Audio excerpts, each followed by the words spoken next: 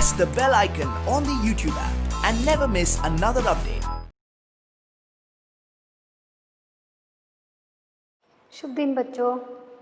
पीछे क्लास में हम कारक के बारे में जाने थे, यानी कारक 8 प्रकार के होते हैं, जिसमें मैंने कर्ता कारक और कर्म कारक के बारे में बताई थी, है ना। कर्ता कारक और कर्म कारक के बारे में बताई थी। आज हम देखते हैं करण कारक, यानी करण कारक, जिसकी सहायता से कोई कार्य संपन्न हो वह संज्ञा या सर्वनाम पद करण कारक होता है। जिसकी सहायता से ಯಾವುದೇ ಒಂದು ಮೂಲಕ, ಯಾವುದೇ ಒಂದು ವಸ್ತು ಆಗಿರ್ಬೋದು ಅಥವಾ ವ್ಯಕ್ತಿ ಆಗಿರ್ಬೋದು, ಅದರ ಮೂಲಕ ಒಂದು ಕೆಲಸ ಆಗುತ್ತೆ, ಕಾರ್ಯ ಸಂಪನ್ನ ಹೋ ಅಂತಂದರೆ ಅದರ ಮೂಲಕ ಒಂದು ಕೆಲಸ ಆಗುತ್ತಲ್ಲ, ಆ ಒಂದು ಸಂಜ್ಞಾ ಅಥವಾ ಸರ್ವನಾಮ ಪದ ಏನಂತ ಅನಿಸ್ಕೊಳ್ಳುತ್ತೆ, करण कारक ಅಂತ ಅನಿಸ್ಕೊಳ್ಳುತ್ತೆ। उदाहरण के लिए यानी मैंने आपको अब करण कारक के बारे में बता रही हूँ, है ना।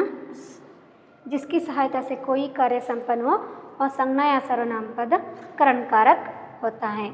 उदाहरण के लिए हम देखते हैं कि यहाँ पर हम देखते हैं उसने पेंसिल से चित्र बनाया।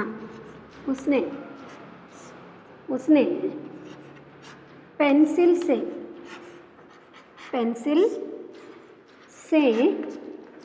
चित्र बनाया, है ना। अध्यापक कलम से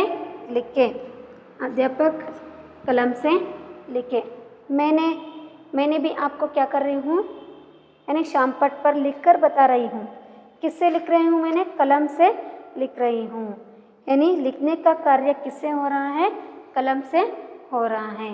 यहाँ भी उसने पेंसिल से चित्र बनाया, करण कारक का विभक्ति चिन्ह होता है ना से, है ना। करण कारक का विभक्ति चिन्ह होता है से। पेंसिल से उसने यहाँ पर सर्वनाम है, सर्वनाम शब्द आप जानते हो, उसने सर्वनाम है। पेंसिल से चित्र बनाया, उसने चित्र बनाया किससे? पेंसिल से ಅಲ್ವಾ। ಇಲ್ಲೇನಾಗ್ತದೆ, ಅವನು ಚಿತ್ರನ ಬಿಡಿಸಿದ ಯಾವುದ್ರ ಸಹಾಯದಿಂದ? ಪೆನ್ಸಿಲ್ನ ಸಹಾಯದಿಂದ ಮಾಡಿದವನು ಚಿತ್ರನ ಬಿಡಿಸಿದ। ಇದು ಏನಂತ ಅನಿಸ್ಕೊಳ್ಳುತ್ತೆ? ಕರಣಕಾರಕ ಅಂತ ಅನಿಸ್ಕೊಳ್ಳುತ್ತೆ। ಅವನು ಚಿತ್ರ ಬಿಡಿಸೋದಕ್ಕೆ ಹೆಲ್ಪ್ ಆಯಿತು, ಯಾವುದು? ಪೆನ್ಸಿಲ್ನ ಸಹಾಯದಿಂದ ಅವನು ಡ್ರಾನ ಮಾಡ್ದ। ಗೊತ್ತಾಯ್ತಲ್ವ? ಒಂದು ವಸ್ತುವಿನ ಮೂಲಕ ಕೆಲಸ ಆಗುತ್ತೆ, ಅದು ಏನಂತ ಅನಿಸ್ಕೊಳ್ಳುತ್ತೆ? करणकारक ಅಂತ ಅನಿಸ್ಕೊಳ್ಳುತ್ತೆ।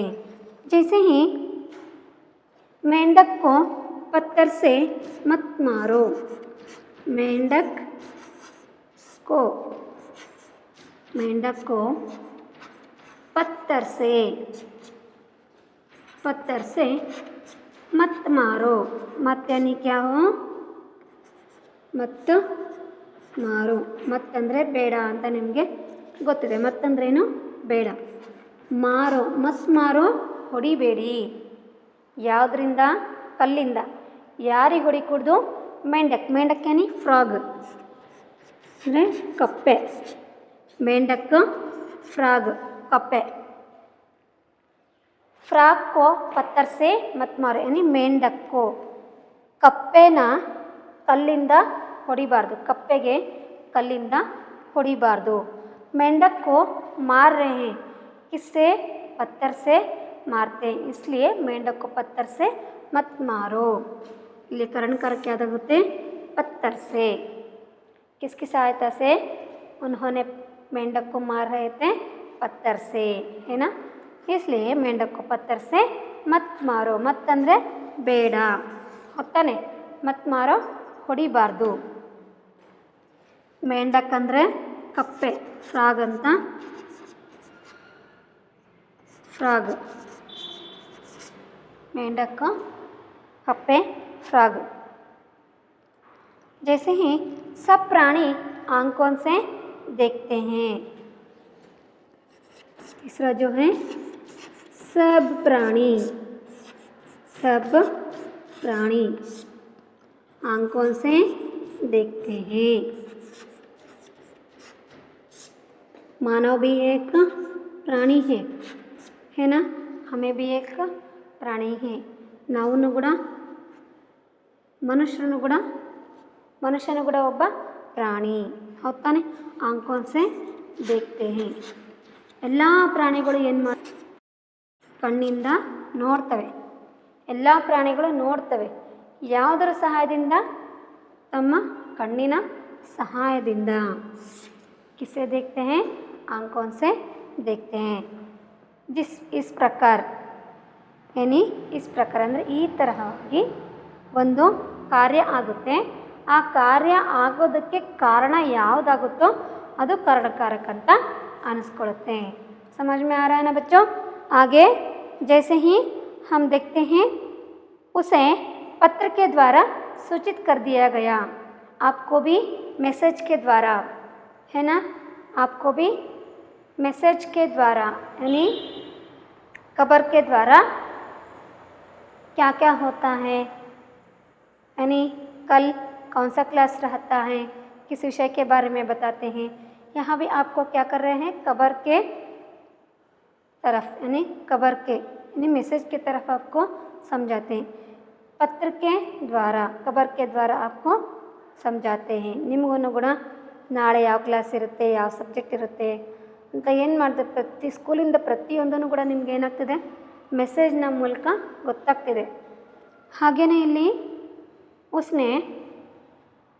ಉಸೆ ಪತ್ರ ದ್ವಾರ ಸೂಚಿತ ಕಿಯಾ ಗಯಾ.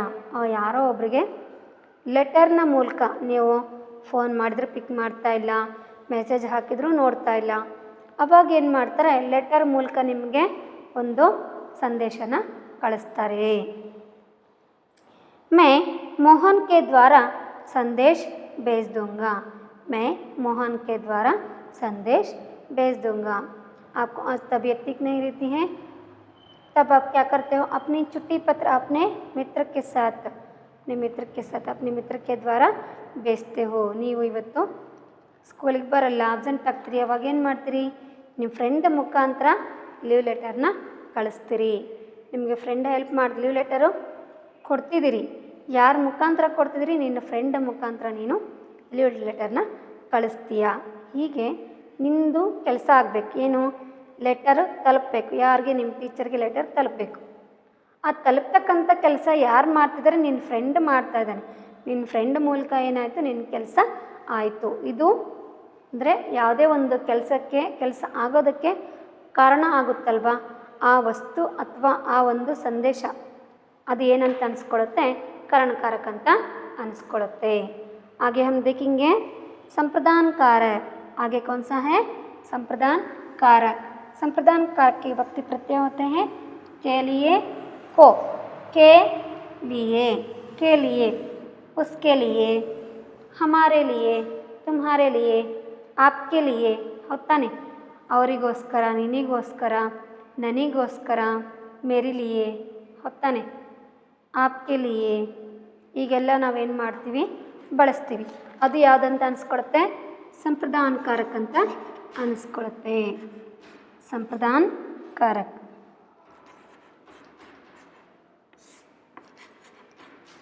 संप्रदान कारक जिसके विभक्ति प्रत्यय होते हैं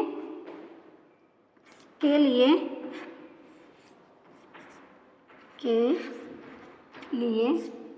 जैसे ही को,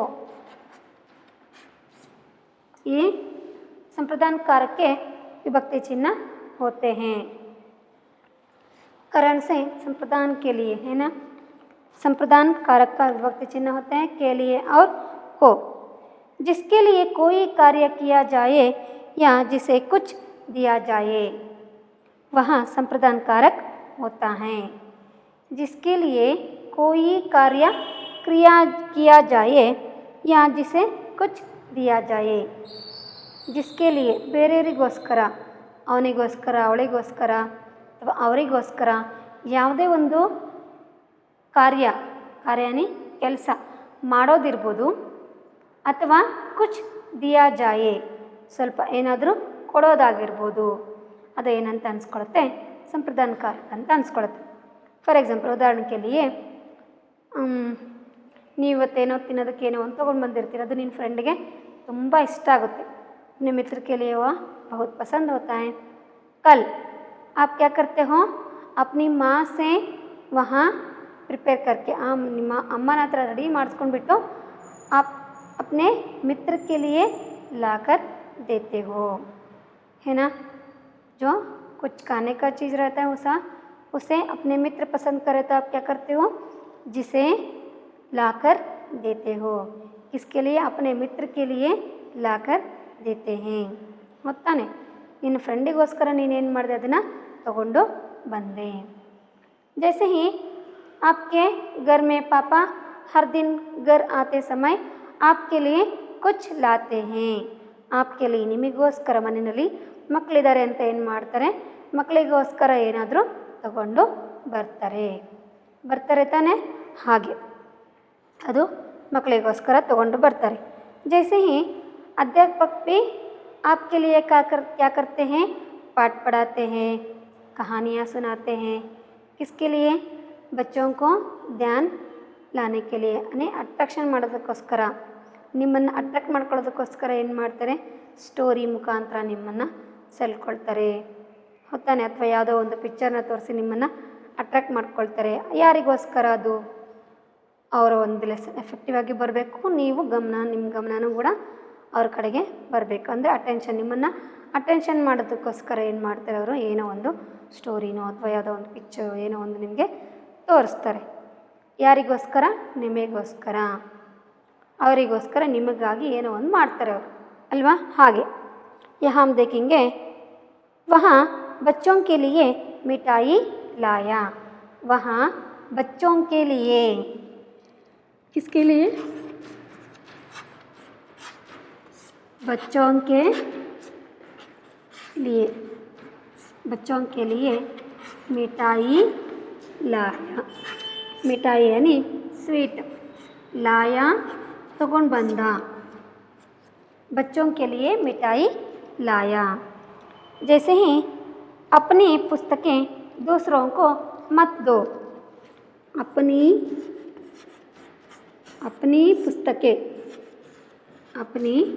पुस्तकें दूसरों को, ಬೇರೆಯವರಿಗೆ, ನಿಮ್ಮ ಪುಸ್ತಕಗಳನ್ನು दूसरों को, ಬೇರೆಯವರಿಗೆ, ಮತ್ ದೋ, ಕೊಡಬೇಡಿ ಅಲ್ವಾ, ಕೊಡಬೇಡ, ಮತ್ತು ದೀಜಿಯೇ, ಕೊಡಬೇಡ, ಮತ್ತು ಕೊಡಬೇಡ, अपनी पुस्तकें दूसरों को मत दो, ನಿಮ್ಮ ಪುಸ್ತಕನ, ನಿನ್ನ ಪುಸ್ತಕನ ಬೇರೆಯವರಿಗೆ ಕೊಡಬೇಡ, है ना।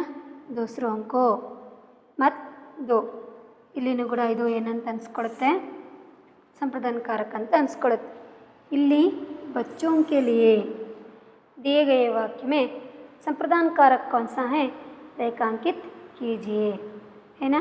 दिए गए वाक्य में संप्रदानकारक कौन सा होता है, क्या करना है, उसे रेखांकित करके उसका वहाँ कौन सा कारक है लिखिए। ಕೊಟ್ಟಿರ್ತಕ್ಕಂಥ ಒಂದು ಸೆಂಟೆನ್ಸಲ್ಲಿ ಕಾರಕ ಯಾವುದು ಅದನ್ನು ಏನು ಮಾಡಬೇಕು, ನೀವು ಅಂಡರ್ಲೈನ್ ಮಾಡಬೇಕು, ಜೊತೆಗೆ ಅದು ಯಾವ ಕಾರಕ ಅಂತಲೂ ಕೂಡ ನೀವು ಮೆನ್ಷನ್ ಮಾಡಬೇಕು, ಹೌದಾನೆ। ಇದೆರಡೂ ಕೂಡ ಇಲ್ಲಿ ಆಗುತ್ತೆ। जैसे ही अध्यापक ने छात्रों के लिए पुस्तक लिखी, अध्यापक ने छात्रों के लिए यानी ಸ್ಟೂಡೆಂಟಿಗೋಸ್ಕರ ಏನು ಮಾಡಿದ್ರು, ಅವರು ಒಂದು ಪುಸ್ತಕನ ಬರೆದ್ರು। किसके लिए, छात्रों के लिए पुस्तक लिखी। बाबू ने भिखारी को 10 रुपये दिए, बाबू ने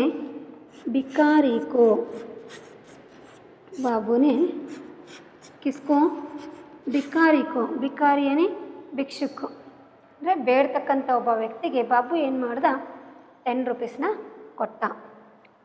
ಭಿಕಾರಿ को 10 रुपये दिए, कितने रुपये, 10 रुपये दिए, ಕೊಟ್ಟರು। कौन दिए, बाबू ने, किसको, ಭಿಕಾರಿ को, ಭಿಕಾರಿ ಅಂತಂದರೆ ಏನೂ ಇಲ್ದಿರ್ತಕ್ಕಂಥ ಒಬ್ಬ ವ್ಯಕ್ತಿಗೆ ಕರುಣೆ ತೋರಿಸ್ಬಿಟ್ಟು ಏನು ಮಾಡ್ತಾರೆ, ಬಾಬು ಅವನಿಗೆ ₹10 ना कोट्रू। यहाँ पर संप्रदान कारक होता है भिखारी को, है ना। भिखारी को ₹10 दिए, कौन दिए? बाबू ने, है ना। ಇಲ್ಲಿ ಒಂದು ಕೆಲಸ ಆಗ್ತಿದೆ, ಯಾರಿಗೋಸ್ಕರ ಆಯ್ತದು?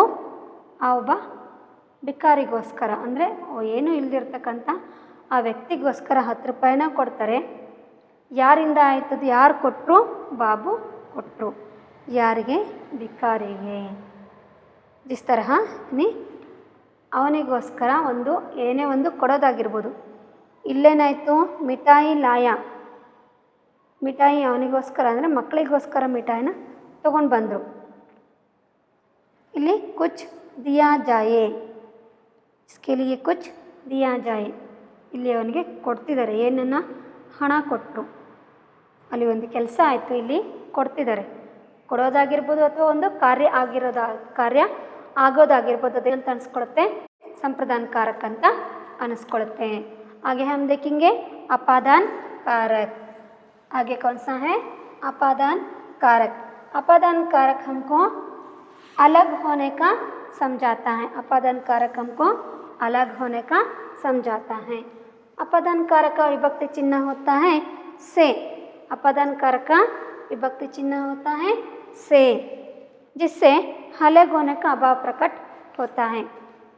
उदाहरण के लिए हम देखते हैं, पत्ता पेड़ से गिरा, पत्ता पेड़ से गिरा। मोहन छत से कूद पड़ा, मोहन छत से कूद पड़ा। मेरा घर यहाँ से दूर है, यहाँ से दूर है। हिमालय से नदी निकलती है। देखेंगे आगे कौन सा है? अपादान कारक। अपादान कारक जिसका विभक्ति चिन्ह होता है से। यहाँ हमको अलग होने का भाव प्रकट करती हैं। अपादान कारक से हमको अलग होने का, यानी वहाँ पर एक कोई कार्य चलता रहता है, जिस कार्य में एक अलग होने का भाव प्रकट होता है। उदाहरण के लिए, पत्ता पेड़ से गिरा, पत्ता गिरा कहाँ से? पेड़ से। ಮರದಿಂದ ಎಲೆ ಬೀಳ್ತಾ ಇದೆ ಅಲ್ವಾ? ಎಲೆ ಬೀಳ್ತಾ ಇದೆ, ಇಲ್ಲಿಂದ ಬಿತ್ತದು ಮರದಿಂದ, ಸಪ್ರೇಟ್ ಆಯಿತು, ಹೌದಲ್ವಾ? ಮರದಿಂದ ಎಲೆ ಬಿತ್ತು. जैसे हम देखते हैं, मोहन छत से कूद पड़ा, कूद पड़ा, है ना। छत से कूद पड़ा, कहाँ से? छत से। छत ಅಂದರೆ ರೂಫ್, ರೂಪಿಂದ ಮೇಲಿಂದ ಏನು ಮಾಡಿದವನು? ಹಾರಿ ಕೆಳಗಡೆ ಬಿದ್ದ. छत से कूद पड़ा। यहाँ होता है छत से अपादान कारक होता है। जैसे ही मेरा घर यहाँ से दूर है, मेरा घर ನನ್ನ ಮನೆ यहाँ से ಇಲ್ಲಿಂದ ದೂರ ಇದೆ, यहाँ से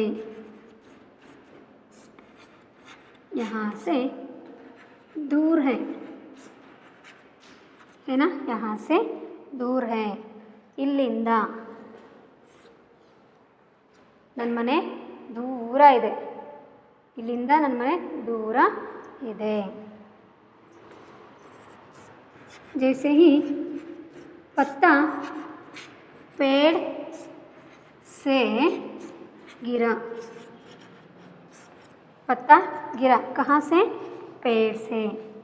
इस प्रकार अलग होने का भाव प्रकट होता है। पत्ता गिरा कहाँ से गिरा? पेड़ से गिरा.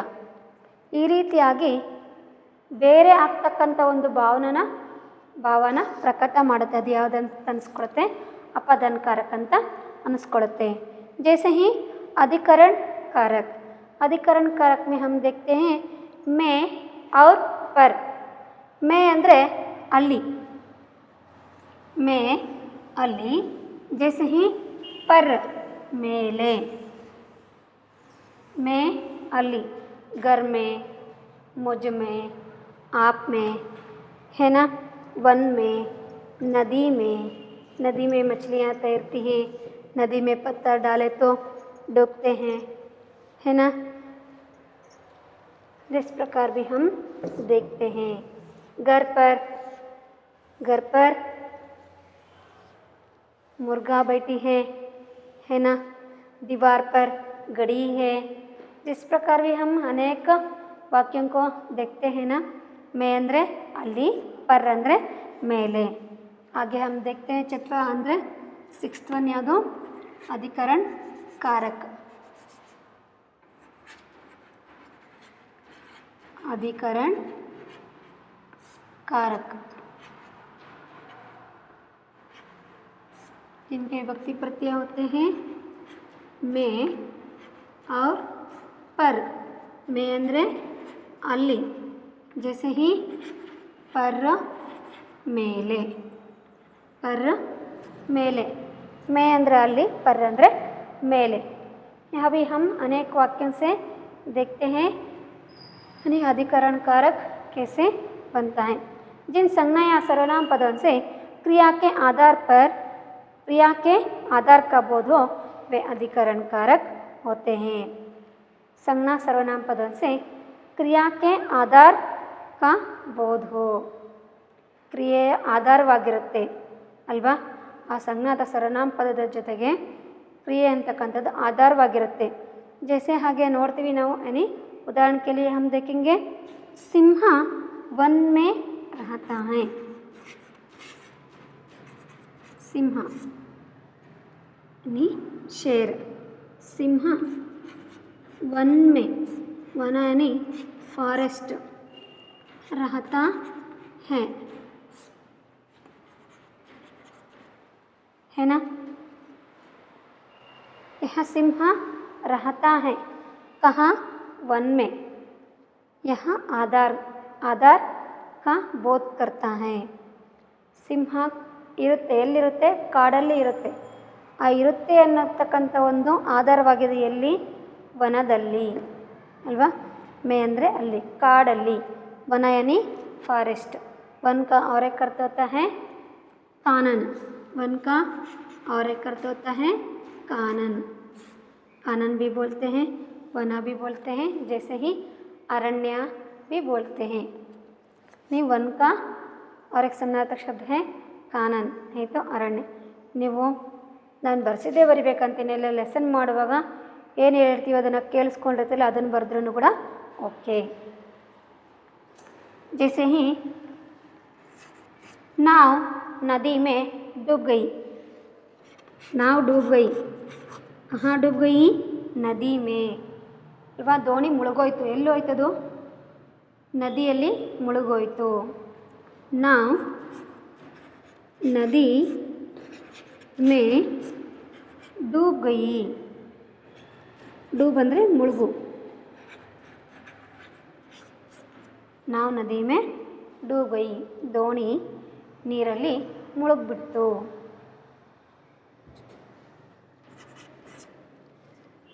चिड़िया पेड़ पर बैठी है चिड़िया पेड़ पर बैठी हैं चिड़िया पेड़ पर बैठी हैं ಚಿಡಿಯಾ ಯಾನಿ ಬರ್ಡ್ ಹಕ್ಕಿ ಮರದ ಮೇಲೆ ಕೂತಿದೆ ಪರ್ ಅಂದರೆ ಮೇಲೆ ಅಂತ ಹೇಳಿದೆ ನಾನು ಪರ್ ದೀವಾರ್ ಪರ್ ಗೋಡೆ ಮೇಲೆ ಏನಿದೆ ಕ್ಲಾಕ್ ಇದೆ ದೀವಾರ್ ಪರ್ ಗಡಿ ಹೇ ಗೋಡೆ ಮೇಲೆ ಏನಿದೆ ಗಡಿಯಾರ ಇದೆ ಗರ್ ಪರ್ ಮನೆಯ ಮೇಲೆ ಹೌದು ತಾನೆ ಗರ್ ಪರ್ ಮನೆಯ ಮೇಲೆ चिड़िया पेड़ पर बैठी है चिड़िया कहाँ बैठी है चिड़िया पेड़ पर बैठी है ಇದು ಇದಕ್ಕೆ ಆಧಾರವಾಗಿದೆ ಯಾವುದು ಆಧಾರ ಇದಕ್ಕೆ ಹಕ್ಕಿ ಕೂತಿದೆ ಅದಕ್ಕೆ ಆಧಾರ ಯಾವುದು ಮರ ಹೊತ್ತಾನೆ ಮರದ ಮೇಲೆ ಏನಾಗಿದೆ ಅದು ಕೂತಿದೆ पेड़ पर मत चढ़ो पेड़ पर ಮತ್ ಅಂದರೆ ಗೊತ್ತಿದೆ ನಿಮಗೆ ಬೇಡ ಅಂತ. ಮತ್ ಚಡೋ ಅಂದರೆ ಹತ್ತದು. ಮತ್ ಚಡೋ ಹತ್ತಬೇಡಿ, ಮರದ ಮೇಲೆ ಹತ್ತಬೇಡಿ अल्वा, मर्द मेले हथबेड़ी। यहाँ में हम देखते हैं वन में, नदी में, पेड़ पर, यहाँ भी पेड़ पर ही आता है। पेड़ पर मत चढ़ो, चिड़िया पेड़ पर बैठी हैं। परीक्षा मार्च में होगी, है ना, आपकी परीक्षा मार्च में होगी। ನಿಮ್ಮ ಒಂದು ಆ್ಯನ್ಯಲ್ ಎಕ್ಸಾಮು ಮಾರ್ಚಲ್ಲಿ ಆಗುತ್ತೆ. होगी आगुते, मार्च में होगी, मार्चಲ್ಲಿ आगुते। जिस प्रकार एक कार्य होने के लिए एक आधार होता है ना, वहाँ अधिकरण कारक होता है। ಯಾವುದೇ ಒಂದು ಕೆಲಸ ಆಗೋದಕ್ಕೆ ಒಂದು ಕಾರಣ ಆಗುತ್ತೆ, ಆ ಒಂದು ವಸ್ತುವಿನ ಆಧಾರದ ಮೇಲೆ ಆಗಿರ್ಬೋದು ಅಥವಾ ಒಂದು ಅದರ ಆಧಾರದ ಮೇಲೆ ನಡೀತಕ್ಕಂಥದ್ದಾಗಿರ್ಬೋದು, ಅದು अधिकरण कारक ಅಂತ ಅನಿಸ್ಕೊಳ್ಳುತ್ತೆ। जैसे आगे हम देखते हैं संबंध कारक। एक संज्ञा या सर्वनाम का दूसरी संज्ञा या सर्वनाम से संबंध बताने वाला शब्द रूप को संबंध कारक कहते हैं। एक संज्ञा या सर्वनाम दूसरी संज्ञा या सर्वनाम के साथ संबंध बताने वाले शब्द को और नहीं तो शब्द रूप को संबंध कारक कहते हैं। जैसे उनके विभक्ति चिन्ह होते हैं का, के, की, रा, रे, री। यह कौन सा कारक होता है? संबंध कारक होता है। का, के, की, जैसे ही रा, रे, री, यह कौन सा कारक? संबंध कारक। एक संज्ञा या सर्वनाम पद दूसरे संज्ञा या सर्वनाम के साथ क्या होता है? संबंध बताता है, और संबंध बताने वाले शब्द क्या होता है? संबंध कारक होता है। अब हम देखते हैं संबंध कारक। संबंध कारक जिसके विभक्ति चिन्ह होते हैं का, के, की, जैसे ही रा, रे, री। सुरभि का लेख सुंदर है। सुरभि का लेख यानी हैंडराइटिंग सुंदर। सुंदर का विलोम शब्द होता है सुंदर यानी ब्यूटीफुल। सुंदर यानी ब्यूटीफुल, जिसका विलोम शब्द होता है कुरूप। सुंदर कुरूप, है ना। सुरभि का लेख बहुत सुंदर है। लेख यानी बरवणिगे। किसका लेख का? सुरभि का लेख यानी हैंडराइटिंग। उसके वचनों पर ध्यान दो, उसके वचनों पर ध्यान दो। प्रेयश की माताजी आ रही हैं। प्रेयश की माताजी। गोपाल की आंख में दर्द है। ये मेरे मित्र हैं। ये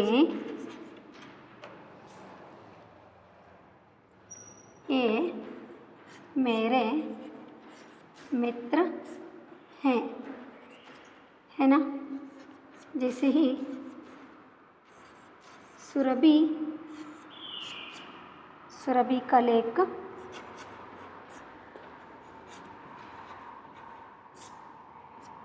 सुंदर है।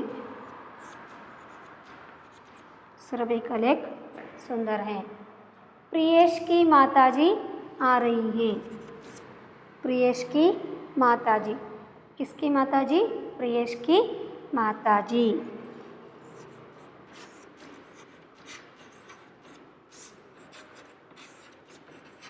प्रियेश की माताजी आ रही हैं। फिर हम देखते हैं संबंध बताने वाले शब्द, है ना। प्रियेश की माताजी आ रही हैं। माताजी आ रही, किसकी माताजी? प्रियेश की माताजी। इस पर क्या करते हैं? संबंध, एक और एक से संबंध जोड़ने वाले शब्द, संबंध बताने वाले शब्द। प्रियेश की, सुरभि का लेख सुंदर है। किसका लेख? सुरभि का लेख। जैसे ही ये मेरे, ये मित्र हैं। किसके? मेरे मित्र हैं। ये मेरे मित्र हैं। जिस प्रकार हम क्या करते हैं, संबंध कारक में एक और एक शब्द से क्या हो रहा है, संबंध जोड़ रहा है। जिसके अंत में हम देखते हैं यानी लास्ट वन, संबोधन कारक। संबोधन कारक यानी संबोधन करने वाला एक शब्द होता है। संज्ञा के जिस रूप से किसी को पुकारा, बुलाया, सुनाया या सावधान किया जाए। संज्ञा के जिस रूप से किसी को पुकारा, बुलाया, सुनाया या सावधान किया जाए उसे ಸಂಬೋಧನ ಕಾರಕ कहते। ಅಂದರೆ ಆ ಒಂದು ಸೆಂಟೆನ್ಸಲ್ಲಿ ಯಾರನ್ನಾದ್ರೂ ಕೂಗೋದಾಗಿರ್ಬೋದು ಅಥವಾ ಅವ್ರಿಗೆ ಕೇಳಿಸೋದಾಗಿರ್ಬೋದು, ಕರೆಯೋದಾಗಿರ್ಬೋದು, ಅಥವಾ ಅವ್ರಿಗೆ ನಾವು ಅಟೆನ್ಷನ್ ಮಾಡ್ತೀವಿ, ಹೇ ಬಾಪ ಇಲ್ಲಿ, ಹೇ ನಿಂತ್ಕೋ ಇಲ್ಲಿ, ಅಥವಾ ಕೂಗ್ತೀವಿ, ಹೇ ರಾಮ್ ಅಂತ ಕರಿತೀವಿ ಅಲ್ವಾ, ಹೇ ಬಚ್ಚಾ ಅಂತ ಕರಿತೀವಿ, ಹೌದು ತಾನೆ? ಜೈಸೆ ಹಿ ಏನು ಮಾಡ್ತೀವಿ ನಾವು, ಕೂಗ್ತಿದ್ದೀವಿ, ಕರಿತಿದ್ದೀವಿ, ಅಟೆನ್ಷನ್ ಮಾಡ್ತಿದ್ದೀವಿ, ಈ ಎಲ್ಲದೂ ಕೂಡ ನಮಗೆ ಸಂಬೋಧನೆ ಮಾಡ್ತಕ್ಕಂಥ ಒಂದು ಶಬ್ದಗಳು. ಕರೆಯೋದಾಗಿರ್ಬೋದು, ಕೂಗೋದಾಗಿರ್ಬೋದು ಅಥವಾ ಕೇಳಿಸೋದಾಗಿರ್ಬೋದು ಅಲ್ವಾ. ಹೇ ಭಗವಾನ್ ಮುಜೆ ದುಃಖ ಸೆ ಬಚಾಯಿಯೇ. ಹೇ ಭಗವಾನ್ ಅಂದರೆ ನಾವಿಲ್ಲೇನು ಮಾಡ್ತಿದ್ದೀವಿ, ದೇವರ ಮೊರೆ ಹೋಗಿದ್ದೀವಿ, है ना, देवालय जाते हैं ना, तब हम क्या करते हैं, हे भगवान, ಏ ದೇವರೇ ನನಗೆ ಬಂದಿರತಕ್ಕಂಥ ಕಷ್ಟದಿಂದ ನನ್ನ ದೂರ ಮಾಡು ಅಂತ ಏನು ಮಾಡ್ತೀವಿ ನಾವು, ದೇವರ ಮೊರೆ ಹೋಗಿ ದೇವರ ಹತ್ರ ಬೇಡ್ಕೊಳ್ತೀವಿ. ಓ ಲಡ್ಕೆ ಧೀರೆ ಚಲ್, ಏ ಮಗು ಓಡೋಗ್ತಿದಾರಲ್ವ ಅವ್ರಿಗೆ ಕರೆದ್ಬಿಟ್ಟು, ಏ ಬಾಯಿಲಿ ಯಾಕೆ ಹಿಂಗೆ ಓಡೋಗ್ತಿದ್ಯಾ, ನಿಧಾನ ಹೋಗು ಅಂತ ಹೇಳ್ತೀವಿ ಅಲ್ವಾ. ಏ ಬಪ್ಪ ಇಲ್ಲಿ ಅಂತಲೂ ಕರಿತೀವಿ ನಾವು, ಏ ಬಾಮ್ಮ ಇಲ್ಲಿ ಅಂತಲೂ ಕೂಡ ಕರಿತೀವಿ. ಕರೆದ್ಬಿಟ್ಟು ಓಡೋಗ್ತಾ ಇದ್ದರೆ ಓಡೋಗ್ಬೇಡ, ನಿಧಾನವಾಗಿ ಹೋಗು ಅಂತ ಹೇಳ್ತೀವಿ. जैसे ही आप ज़ोर ज़ोर से बात करते तो हम क्या करते हैं, ಮೆಲ್ಲಕ್ಕೆ ಮಾತಾಡಿ ಸ್ವಲ್ಪ, ಬಾಮ್ಮ ಇಲ್ಲಿ ಅವರಿಗೆ ಮೆಲ್ಲಕ್ಕೆ ಮಾತಾಡೋಕ್ಕೆ ಹೇಳು ಅಂತ ನಾವೇನು ಮಾಡ್ತೀವಿ, ಹೇಳ್ತೀವಿ ಅಲ್ವಾ. ಈ ರೀತಿಯಾಗಿ ನಮ್ಮನ್ನು ಎಚ್ಚರಿಸ್ತಕ್ಕಂಥ ಪದಗಳು. ಹೋಗ್ತಿರ್ತೀವಿ, ಕೂಗ್ತಾರೆ, ಹಿಂದೆ ತಿರುಗಿ ನೋಡ್ತೀವಿ, ಅಟೆನ್ಷನ್ ಆಗ್ತೀವಿ, ಹೌದು ತಾನೆ? ಹಾಗೆ ಓ ಲಡ್ಕೆ ಧೀರೆ ಚಲ್, ದೇವಿಯಾ और सज्जन ಜರಾ ಧ್ಯಾನ್ ದೀಜಿಯೇ. ಹಾಗೆಯೇ ಭಾಷಣ ಮಾಡ್ತಕ್ಕಂಥ ಸಮಯದಲ್ಲಿ ಅದೇನೇ ರಾಜಕೀಯದಲ್ಲಿರ್ತಕ್ಕಂಥ ವ್ಯಕ್ತಿಗಳು ಭಾಷಣ ಮಾಡುವಾಗ ಏನು ಮಾಡ್ತಾರೆ, ಅಕ್ಕಂದರೆ, ಅಣ್ಣಂದರೆ, ಸಹೋದರಿಯರೇ ಅಂತ ಏನು ಮಾಡ್ತಾರೆ, ಸಂಬೋಧನೆ ಮಾಡ್ತಾ ಇರ್ತಾರೆ ಅಲ್ವಾ. ಆ ರೀತಿಯಾಗಿರ್ತಕ್ಕಂಥ ಪದಗಳು. ಅರೆ ರಾಮು ಬಹರೆ ಹೋಗಯೇ ಕ್ಯಾ, ಅರೆ ರಾಮು ಬಚ್ಚೋ खूब ಪರಿಶ್ರಮ ಕರೋ, ಬಚ್ಚೋ ಮಕ್ಕಳೇ ನೀವೇನು ಮಾಡಬೇಕು, ತುಂಬಾ ಹಾರ್ಡ್ ವರ್ಕ್ ಮಾಡಬೇಕು ಅಲ್ವಾ, ತುಂಬಾ हार्ड वर्क ಮಾಡಬೇಕು. यहाँ पर हम देखते हैं हे भगवान, हे रामो, बच्चों, है सब क्या होता है, संबोधन वाले शब्द होते हैं. अंतिम जो है संबोधन कारक यानी 8वां जो है संबोधन कारक, जिसमें हम देखते हैं बुलाना, करना या सुनाना या सावधान किया जाना. जिन शब्दों का बोधन करता है ना उसे हम संबोधन कारक कहते हैं. जैसे हैं बच्चों, हे भगवान, हे राम, ये सारे संबोधन करने वाले शब्द होते हैं. हे भगवान मुझे कष्ट से बचाइए, मेरे दुख पार कीजिए. ओ लड़के, ओ लड़के, बच्चों, है ना, ये सब क्या होते हैं, संबोधन करने वाले शब्द होते हैं. बच्चों, हे राम, है ना, इस प्रकार भी हम क्या करते हैं, बुलाते हैं. हे बच्चों कर सुनाते हैं, बच्चों कर उन्हें हम क्या करते हैं, सावधान करते हैं। अब कक्षा में अध्यापक आने से पहले क्या करते हो, बात करते हैं, यानी शोर मचाते रहते हो। अध्यापक अंदर आते ही बच्चों घर पुकारे तो आप क्या करते हो, ಸಾವಧಾನ ಹೋ ಜಾತೆ ಹೋ. ಹೇಗೆ ನೀವು ಅಟೆನ್ಷನ್ ಆಗ್ತೀರಿ ಅಲ್ವಾ, ಮಕ್ಕಳೇ ಅಂದ ತಕ್ಷಣ ನೀವೇನಾಗ್ತೀರಿ, ಅಟೆನ್ಷನ್ ಆಗ್ತೀರಿ, ಸುಮ್ಮನಾಗ್ಬಿಡ್ತೀರಿ ಅಲ್ವಾ. ಆ ರೀತಿಯಾಗಿರ್ತಕ್ಕಂಥ ಅಟೆನ್ಷನ್ ಆಗ್ತಕ್ಕಂಥದ್ದು. ಲೆಸನ್ ಮಾಡುವಾಗ ಏಕ್ದಮ್ ನಿಮಗೆ ಏ ಜೀವಿಕಾ ಅಥವಾ ಭರತ್ ಅಂತ ಕರೆದಾಗ ಏನಾಗ್ತೀರಿ, ನೀವು ಅಟೆನ್ಷನ್ ಆಗ್ತೀರಿ. ನಮಗೆ ಯಾಕೋ ಮಿಸ್ ಕರಿತಿದ್ದಾರೆ ಅಂತ ನೀವೇನಾಗ್ತೀರಿ, ಅಟೆನ್ಷನ್ ಆಗ್ತೀರಿ. ಈ ರೀತಿಯಾಗಿ ನಾವೇನು ಮಾಡ್ತೀವಿ, ಹಲವಾರು ಪದಗಳನ್ನು ನಾವು ಅಂದರೆ ಕಾರಕದಿಂದ ಆಗ್ತಕ್ಕಂಥ ಒಂದು ಕೆಲಸ ಆಗೋದಕ್ಕೆ, ಕೆಲಸ ಮಾಡೋನು, ಆ ಕೆಲಸ ಆಗೋದಕ್ಕೆ ಒಂದು ವಸ್ತು, ಹಾಗೆಯೇ ಅದು ಯಾವುದ್ರ ಮೂಲಕ ಆಗುತ್ತೆ, ಯಾರಿಗೋಸ್ಕರ ಆಗುತ್ತೆ, ಇದೆಲ್ಲದನ್ನು ಕೂಡ ಅವಶ್ಯಕವಾಗಿ ಇರ್ತಕ್ಕಂಥದ್ದು ನಮ್ಮ ಲೈಫಲ್ಲಿ. ಇದು ಅಂದರೆ ಇಲ್ಲೇನಪ್ಪ ಅಂತಂದರೆ ಕೆಲಸ ಯಾರು ಮಾಡ್ತಾರೆ, ಯಾರಿಂದ ಆಗುತ್ತೆ, ಯಾರಿಗೋಸ್ಕರ ಆಗುತ್ತೆ, ಆ ಒಂದು ಕೆಲಸ ಯಾರ ಮುಖಾಂತರ ಆಗುತ್ತೆ, ಅದನ್ನು ಹೇಗೆ ಮಾಡ್ತೀವಿ, ಅದೆಲ್ಲದನ್ನು ಕೂಡ ನಾವು ಇದರಲ್ಲಿ ತಿಳ್ಕೊಳ್ತೀವಿ. तो बच्चों इतनी समय मेरी पाठ को बहुत ही ध्यान से सुने हो, इसलिए मैंने आपको धन्यवाद बोल रही हूँ बच्चों. धन्यवाद.